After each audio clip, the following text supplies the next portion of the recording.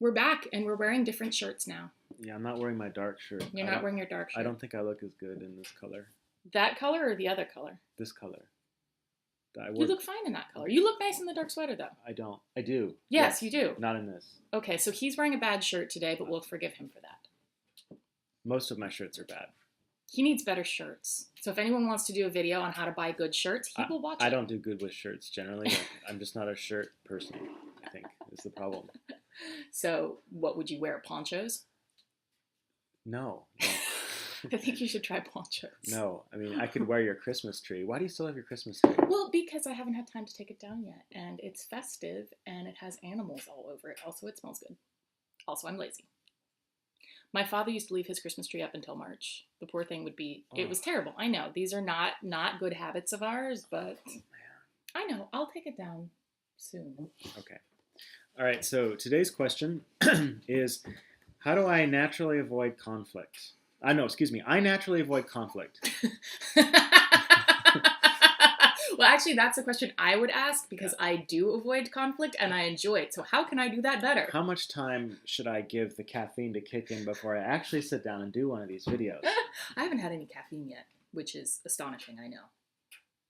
You astonish me. I do. I astonish myself. You are amazing. Thank you. Okay. I naturally avoid conflict. What steps can I take to become someone who doesn't run away from conflict? I don't remember who said this, but it's a good question. I like it. I also avoid conflict massively. I run from conflict. I will actually hide behind a couch to avoid conflict. So, do you have a couch here? Well, I can't really fit behind it. So if I conflict, if we had an argument, would you go running behind that couch? Actually, what I'd probably do is I just sort of start to vibrate, and then I'd run for the nearest exit, even if there wasn't actually an exit there. I might physically go through the wall. There might be an amber impression. Like this. Running through the wall. How would you be able to see the smile? Because it would cut out the part where your smile would be. So we wouldn't really you'd have to judge from the placement of my arms and the general feeling of the break through the wall. Got it. Yeah. Well, let me talk a little bit about conflict. I used to have a hard time with it. I still kind of do. But there was a time in my life where I didn't even feel safe walking down the street, and part of what I did was I took jiu-jitsu. I took Brazilian jiu-jitsu, which forced me to wrestle. Jiu-jitsu is basically a form of wrestling, and it's you spend 5 nights a week getting beat up and beating up other people. So I'm not advocating that you go beat people up, but the secret too, they can be really. Never mind. The secret really is practice, and I emphasize this a lot. And a lot of it is what can you do to practice conflict? I don't like that answer either, by the way. This does not sound like something that is fun to me. What, practicing conflict? Practicing conflict? That sounds terrible. Okay, I do not want to do that. Excellent. I'm glad you're having this reaction. Yeah. Oh God, a little bit. Although I do have it. Oh God. Where's the couch? No, but listen. I'm listening. I got this thing. I got this. So listen. So. Although I do have a story about conflict that I will share. We'll make a note. Okay. Story about conflict. So, you've got to start, and the thing is really like small bite method. There was this guy who was seeing a therapist, and he was afraid. He wanted to get this job, but he was so afraid he couldn't even walk in the building. He was afraid to even walk in the building just to look at the place. And so the therapist had the guy drive by the building where he wanted to apply for work at like 3 a.m. when no one was there. Yeah. And then he had him drive by, you know who this therapist is, by the way. No. And he had this guy drive by at 3 a.m. and park.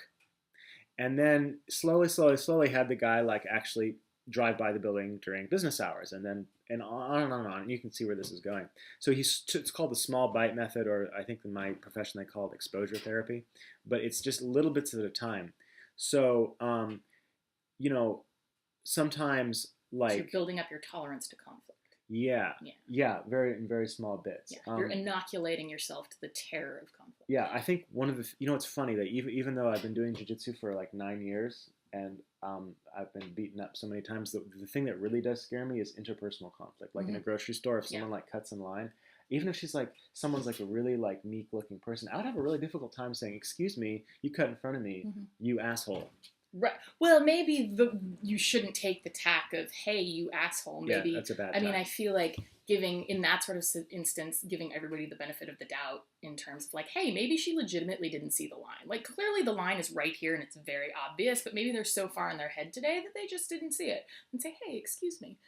The person who doesn't like conflict and never actually does this is giving advice. So you're saying use empathy. Yeah, like, empathy is good. As a way of mitigating conflict. So the other thing you can do in terms of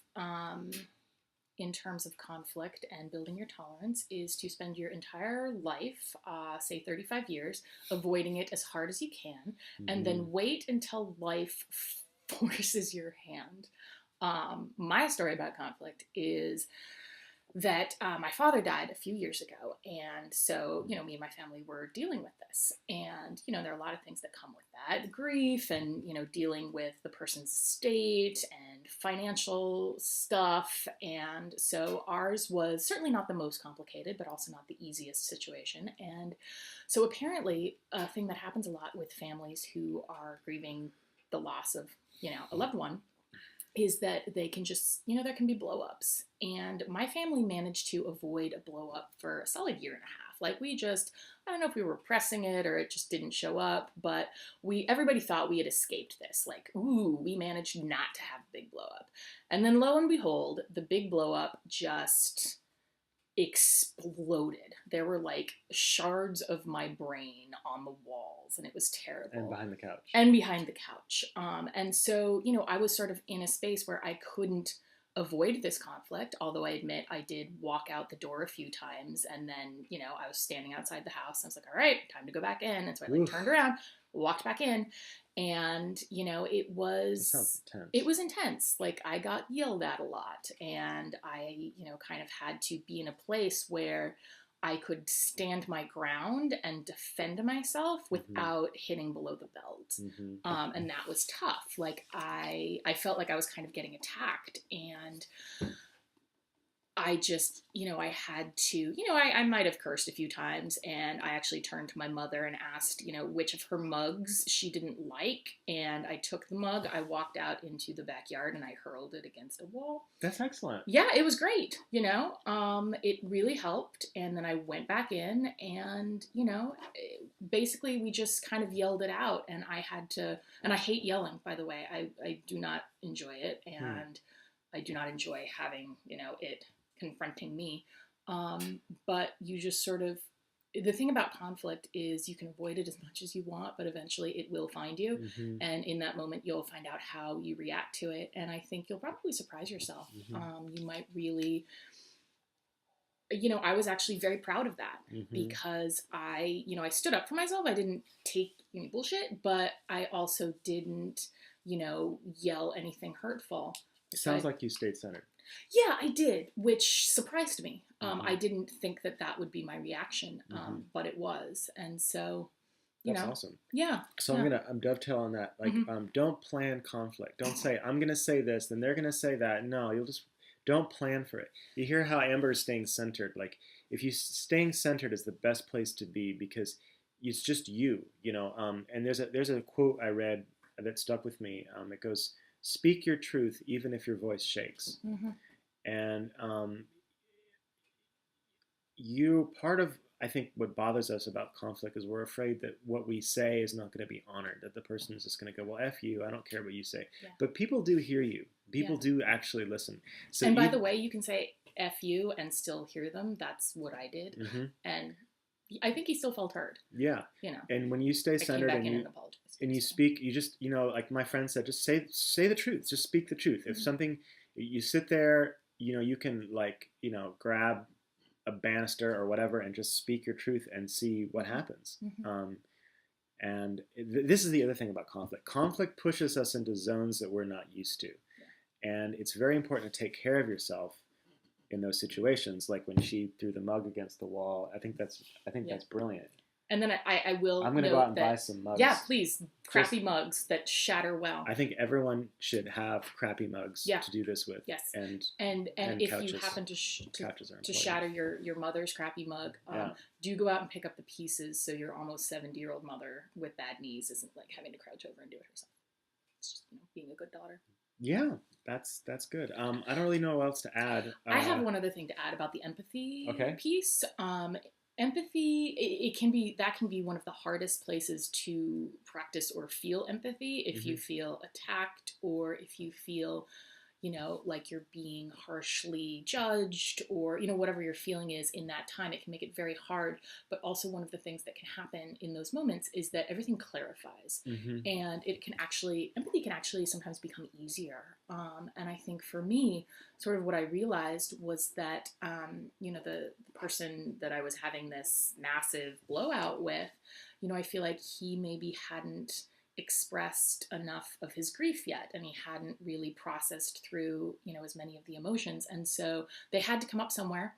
And I feel like he just felt safe allowing them to come up with me, because I feel like you aren't going to attack someone you're afraid will leave. Exactly. And so I wrote the word safety before she even said that, which is so cool. Yeah, can I add to that? Yeah, please. Yeah, safety is a big thing. A lot of times people pick fights with you because they think you can handle their anger. Yeah. And they feel like you'll love them anyway. Yeah, and that's a huge, that's actually an honor. Yeah, it is for sure. I mean, it's a crappy honor. Here's just two quick awards go. That sucks, but two straight up techniques that are very useful. If you want to diffuse a conflict and just get to like a regular discussion, speak in I statements, not you statements. Yeah, it's trite, but it works. Like, I feel, when you say this, I feel such and such, blah, blah, blah, blah, blah, blah. And then you don't want to say, I feel that you're an asshole right now. That doesn't work. That's not the same thing.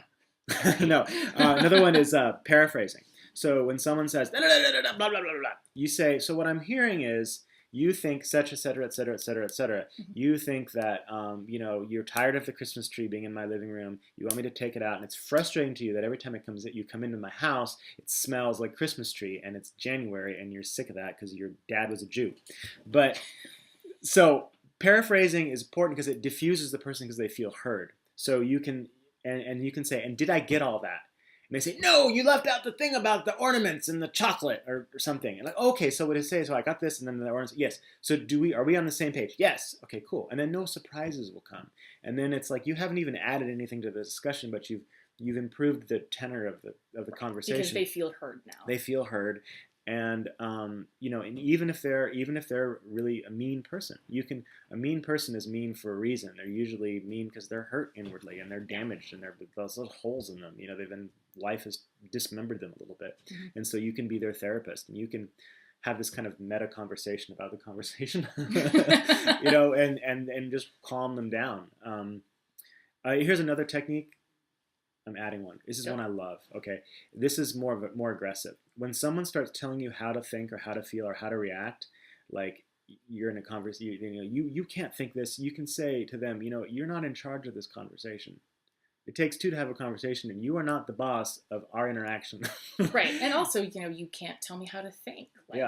That's they can't do that. That's right. Not okay. It's not. Just because we're having a conversation does not mean we're married to each other in our mentally. Anyway. And even if you are married to each other, in whatever way that happens to be, the other person still doesn't get to tell you how to think. Nope, nobody does. Truth. Smart one. You're a smart person. Thank you. Thank you. I like you too. You do? Yes. Okay. I think that's good for now. All right. 14 minutes. Yes. 14 Shorter minutes. than the last one. We bit. win. A little bit.